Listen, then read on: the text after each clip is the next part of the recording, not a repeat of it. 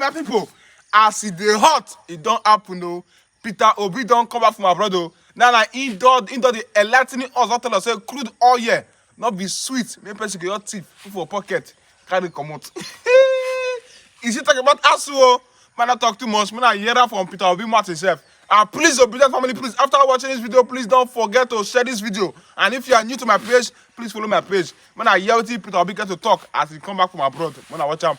Because at the time you answer yourself, what is wrong with this country? ASU is on strike for 7 months. I'm not making a speech, but at that 7 months, you might not know. The committee which ASU is strike and the issues that were on strike is since 2009. It is not today. They've actually gone so many strikes about this issue. From 2010, they've been striking. They were striking about this issue while I was governor.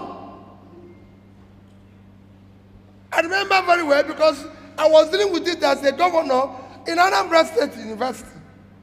And even I recall since then, what they were demanding was just about 1 or 1.3 trillion, something like that.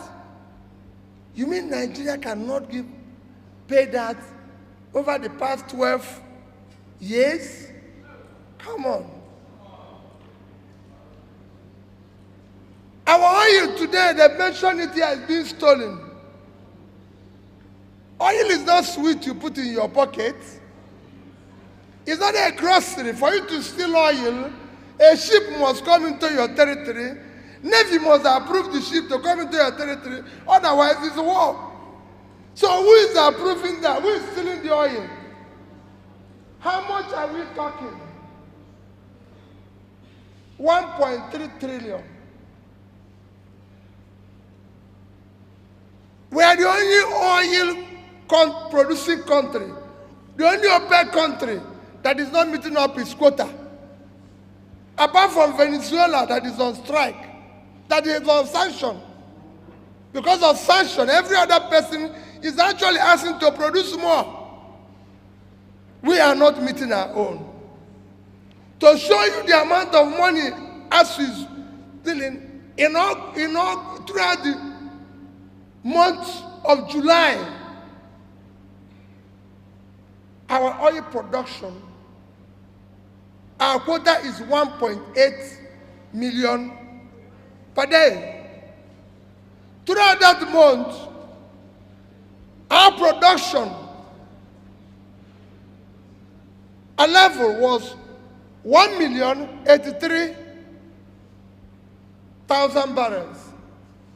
That means we were lacking every single day 717 barrels from our own authorized quota. If you tabulate that, it came to 22 in the month, it came to 22,227,000 thereabout. Oil on the average sold in July, you can use an average of 110. I've said it everywhere. Multiply with that number, you have $2,445,000,000. Official rate of dollar is 410. My rate and your rate is 690. 690. 690. If you put 410 and 690, it will give you 1,100. Divide it into 2, so we can get the average. So average is 550. If you multiply 550 with $2,445,000,000, it will give you $1,344,750,000,000. That will solve ASU strike. 1 month. That is 1 month still, what we didn't do in 1 month. 1 month. 1 month, this thing will end. Just 1 month, and they continue other months. There's something wrong. And it is time we confront it. My dear people, I'm here to listen. Learning and listening is a critical component of leadership. I succeeded in Anambra State because I learned and listened to people who know. I'm happy that Frana is there. He will tell you, even though he's still accusing me for not paying his fees, he knows that I cannot pay fees. That's my problem. Last night, I showed somebody in the plane. I said to him, my head of service is a fantastic civil servant. Let nobody tell you the problem is civil servant. No, I disagree with the person. President was right. If the leader is doing the right thing, the civil servant will. My head of service is Ngozi Melifong, where everybody knows that. A daughter of a respected judge in this country, wonderful woman. When he was my head of service, every single day he comes to my office to cry and tell me, no, people are not happy with you. And I kept saying, Sister Ngozi, I never promised anybody happiness. But I can tell you, 2 weeks ago he wrote something he wanted to publish. It will eventually be published. Peter Obi, stinginess as a development strategy.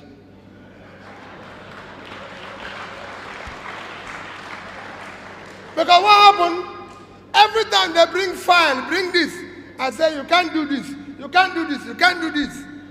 So they were not happy. But when I started clearing gratuities unpaid, pension unpaid, everything unpaid, they came to me and said, where are you getting the money? I said, it's your money. That money I cut here is what I'm using here. So the day I left office, everybody knows. I wasn't owing the civil servant any salary, any pension, any gratuity. All their leave allowance were paid. The rest is history. So for me, I want to learn. I want to listen. The leader doesn't know everything. Anybody that knows everything is an idiot. He shouldn't lead. President, let's put it in right. Let's document it. That's how we're going to. Even after the election, don't go away, because that's another problem we have. Don't go away. I said it, I told my people last night, I had 2 Yorubas in the plane, one Northerner and myself, and I asked them a question. Do any of us know the pilot of this plane? They said no. So why did we enter this plane? I said, we entered the plane because we are sure the man inside is pilot. And we are going to Lagos. And he's announcing us that they are going to Lagos, telling us about Lagos weather. In Nigeria, he will not be a pilot, and he will tell us about Dakar. And somebody will say, he's a Yoruba man, he's a Hausa man, he's Igbo man. Are the poor people in the north buying bread cheaper? Do they have free electricity? Do they have is there anything that getting better? Are the poor people in the southwest getting bread cheaper? No. All these things you see is elite manipulation to continue the criminality of our country called Nigeria. And people talk about structure. It is structure of criminality. It's structure of corruption. People tell you you cannot fight corruption. You can fight corruption if you, the principal person, is not stealing. Your family is not stealing. Those around you are not stealing. You reduce it by 70%. I said any day, I was governor of Anambra State for 8 years. Go and show me where their money has been stolen. So don't tell me we don't know this. 1%. If anybody can show me 1% of their money missing, all the money I receive, I stop. And to prove that I said so, the day I left office, we have in 3 banks. I didn't say 1 bank, 3 banks. Access Bank, $50 million, 12 billion naira. Diamond Bank, $50 million, 12 billion naira. The Diamond Bank MD as at there now is the Labour Party candidate, Fabia. Go and ask him, he has said it. I have with him $50 million, 12 billion naira. Fidelity Bank, $55 million, 12 billion naira. I could have converted this into anything and taken it away under one guy or the other. Anambra have not bought me pure water since I left office as governor. Because there's no gratuity, no pension for governor. You finish your job, you go home.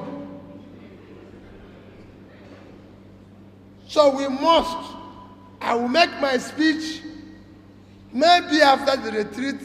Mine is to learn. Put it in writing. When we succeed, don't go away. You must stay around to say, Oga, we agree say we dey go Lagos, you don't begin go Dakar. Because that's the problem. The man will come and start giving excuse. Even if you don't achieve 100% of it, we want to see 100% effort. We want to see 100% sacrifice. We cannot stay like this. The biggest asset of Nigeria today is the vast land we have in the north. No country will have that land and go hungry. I went to Niger State and I repeated everywhere I have opportunity. Niger State is 76.3 thousand square kilometers of land, fertile land. They can't feed themselves. They can't feed Nigeria. They can't export anything. Netherlands, minus water. Minus water is 33,000 square kilometers of land. Total agricultural export last year, $120 billion. If Niger State had done 1% of that, 1% is $1.2 billion. Multiply it with the real rate, 650, is over 750 billion naira. That is 5 times their budget. Is that this is a retreat organized by Labour and Labour Party. My job here is to listen.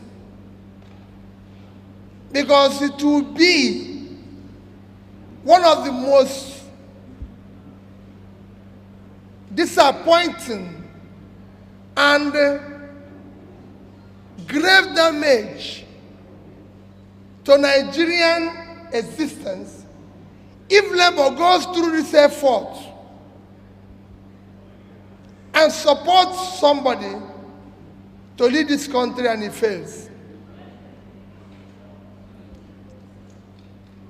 God forbid. So for me, I want to listen. I want to take note. That note is more important to me than anything. I don't want to tell you people any idea. I want to listen to you. My job is to listen. So that you don't go there and start giving them an excuse. Because what we are used to in this country is for people to go into office and start saying what they saw when they get in there. I don't want to see anything when I get in there. I want to hear it now. So I know what to do when I get in there.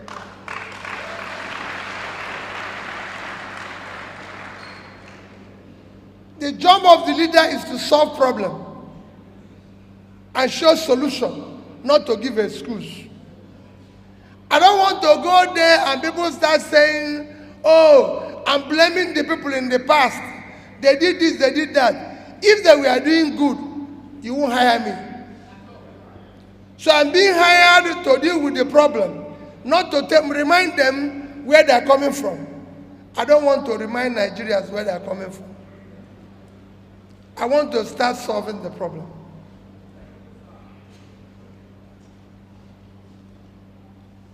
I listen to the president. I listen to Flana.